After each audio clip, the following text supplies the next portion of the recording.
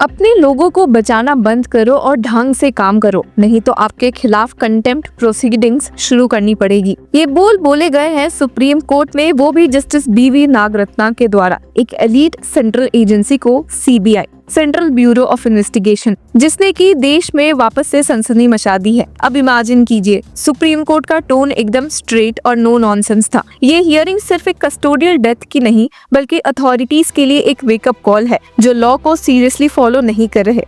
Bench में justice बीवी Nagarathna and are Mahadevan थे और दोनों ने क्लियरली इंडिकेट किया कि अब एक्सक्यूजेस का टाइम खत्म हो गया है। ये केस देव पारधी के मदर के कंटेम्प्ट पिटिशन से शुरू हुई, जिसमें उन्होंने अलेज किया कि मध्य प्रदेश पुलिस और सीबीआई सुप्रीम कोर्ट की मई 15 की ऑर्डर को फॉलो नहीं कर रहे। ऑर्डर था कि इन्वेस्टिगेशन को मध्य प्रदेश पुलिस से सीबीआई के पास ट्रांसफर किया जाए और विद इन 1 मंथ के अंदर अरेस्ट हो।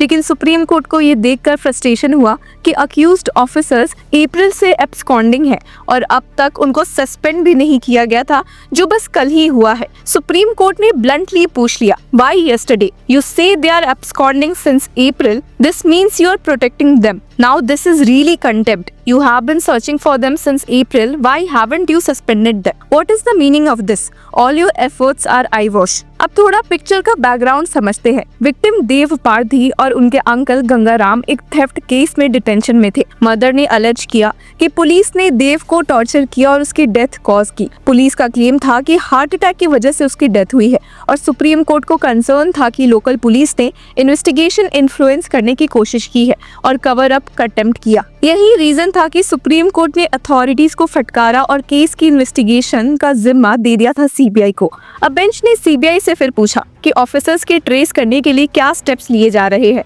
सीबीआई ने बताया कि उन ऑफिसर्स के फाइनेंशियल एक्टिविटीज मॉनिटर किए जा रहे हैं, उनकी व्हीकल्स हाईवे टोल्स पे ट्रैक हो रही है, सोशल मीडिया अकाउंट्स चेक किए गए और कैश रिवॉर्ड अनाउंस किया गया ₹2 लाख हर एक ऑफिसर के लिए। लेकिन सुप्रीम कोर्ट का रिस्पॉन्स था कि ये सब काम काफी लेट हुआ है। बेंच ने डायरेक्टली स्टेट से पूछ ही लिया कि have you gone and spoken to the advocate who appeared for him? Wasn't the state involved in the anticipatory bail? What did the government pleader advise?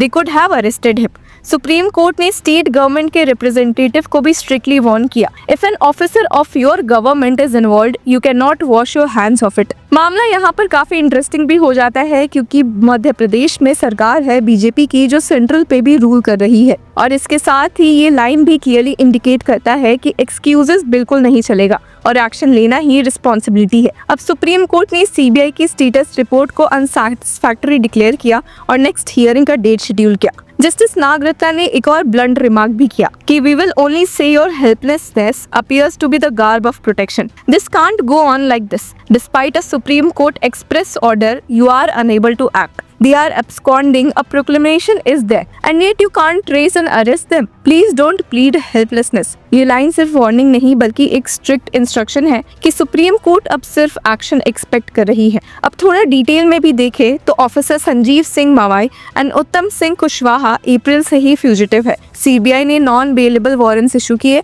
उनको प्रोक्लेम्ड ऑफेंडर्स डिक्लेयर किया और property attachment के लिए applications भी file किए। लेकिन ये भी हाईलाइट किया गया कि ऑफिसर्स सीबीआई के कंट्रोल में आने से पहले ही फ्ली कर रहे थे। अब सुप्रीम कोर्ट ने सीबीआई को डायरेक्टली रेप्रिमेंड भी किया और कहा कि arrest the 2 accused with in a month. Bench ने ये भी क्लैरिफाई किया कि कोई भी ऑर्डर नहीं था जो सिर्फ सीबीआई को अरेस्ट करने का अथॉरिटी देता हो, मतलब रिस्पॉन्सिबिलिटी दोनों स्टेट और सीबीआई के ऊपर है। अब ये केस एकदम सेंसिटिव ह्यूमन एंगल का भी है। विक्टिम के अंकल गंगाराम पारधी जो जुडिशियल कस्टडी में है और सोल आई विटनेस है, उनको प्रोटेक्शन की जरूरत है। सुप्रीम कोर्ट ने क्लियरली वार्न किया कि अगर उनको कुछ भी हुआ तो रिस्पॉन्सिबिलिटी सिर्फ अथॉरिटीज की होगी। कि बेंच की जीरो टॉलरेंस पॉलिसी को दिखाता है कि कोई भी repeat of custodial death tolerate नहीं होगा। अब सीबीआई ने पब्लिक के लिए ट्वीट भी किया है, ₹2 लाख कैश रिवॉर्ड अनाउंस किया हर एक एब्सकॉन्डिंग ऑफिसर के लिए। ये एक डेस्परेट बट सीरियस अटेम्प्ट है ऑफिसर्स को ट्रेस करने का। लेकिन सुप्रीम कोर्ट ने पूछा कि ये स्टेप्स अप्रैल से क्यों नहीं लिए गए। बेंच का कंसर्न बिल्कुल क्लियर था, why did it take so long? Are you protecting them? Case का और कंटेक्स्ट ये भी है कि विक्टिम की फैमिली ने फाइट किया है कि जस्टिस मिले। ये सिर्फ एक इंडिविजुअल का केस नहीं है बल्कि एक पब्लिक ट्रस्ट और ह्यूमन राइट्स का इशू भी है।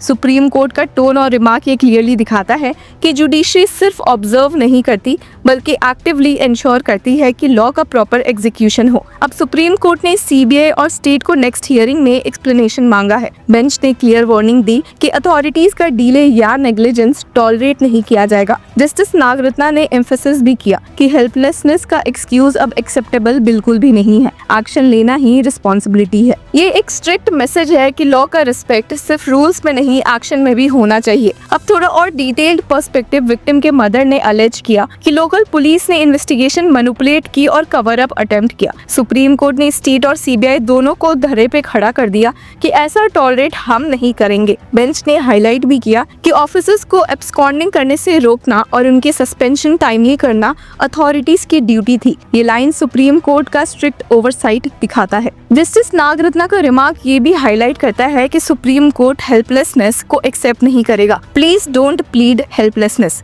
ये लाइन लिटरली अथॉरिटीज को वार्निंग है कि अब सिर्फ एक्शन मैटर करता है, एक्सक्यूजेस नहीं। सुप्रीम कोर्ट का कंसर्न विक्टिम के अंकल के लिए भी जेन्युइन है। उनकी सेफ्टी इंश्योर करना टॉप प्रायोरिटी है। अब लास्ट हियरिंग में जस्टिस नागरत्ना ने डायरेक्ट वार्निंग दी सीबीआई को कि अगर कुछ भी अनटुवर्ड हुआ गंगाराम पारधी के साथ, जो सोल आई विटनेस है, तो एजेंसी अकाउंटेबल होगी। We will not spare you if anything untoward happens to Gangaram Pardhi and there is a second custodial event. Please inform the prison officials supervising his judicial custody.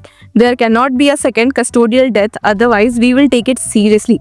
Please convey it. Court का point simple था, आई witnesses के साथ कुछ भी होने की probability CBI की failure से डायरेक्टली लिंक्ड है और अब टॉलरेंस नहीं है। अब सुप्रीम कोर्ट ने क्लियरली कहा कि स्टेट और सीबीआई दोनों रिस्पॉन्सिबल है अगर ऑफिसर्स को ट्रेस और अरेस्ट नहीं करते। ये केस एक लार्जर नैरेटिव दिखाता है, लॉ का रिस्पेक्ट, सुप्रीम कोर्ट का स्ट्रिक्ट ओवरसाइट, ह्यूमन राइट्स का प्रोटेक्शन और अथॉरिटीज के लिए अकाउंटेबिलिटी।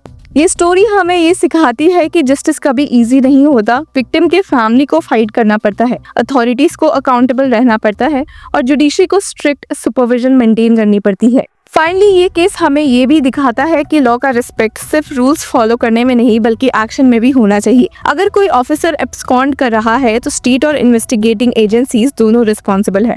सुप्रीम कोर्ट का स्टेटमेंट और टोन ये क्लियरली दिखाता है कि जुडिशरी सिर्फ ऑब्जर्व नहीं करती बल्कि एक्टिवली इंश्योर करती है कि लॉ का प्रॉपर एग्जीक्यूशन हो। ये स्टोरी एक स्ट्रॉन्ग रिमाइंडर है कि जस्टिस के लिए एक्शन और अकाउंटेबिलिटी दोनों एसेंशियल है। सुप्रीम कोर्ट का पेशेंस अब टेस्ट पे है और नेक्स्ट हियरिंग में स्टेट और सीबीआई का जवाब काफी क्रिटिकल है। ये हियरिंग सिर्फ एक केस का ड्रामा नहीं बल्कि एक मैसेज है पूरे अथॉरिटीज के लिए, एक्ट और फेस कंटेम्प्ट। तो व्यूअर्स, आपकी क्या राय है हमें कमेंट सेक्शन में जरूर बताएं और तब तक के लिए कीप फॉलोइंग लॉ चक्रा।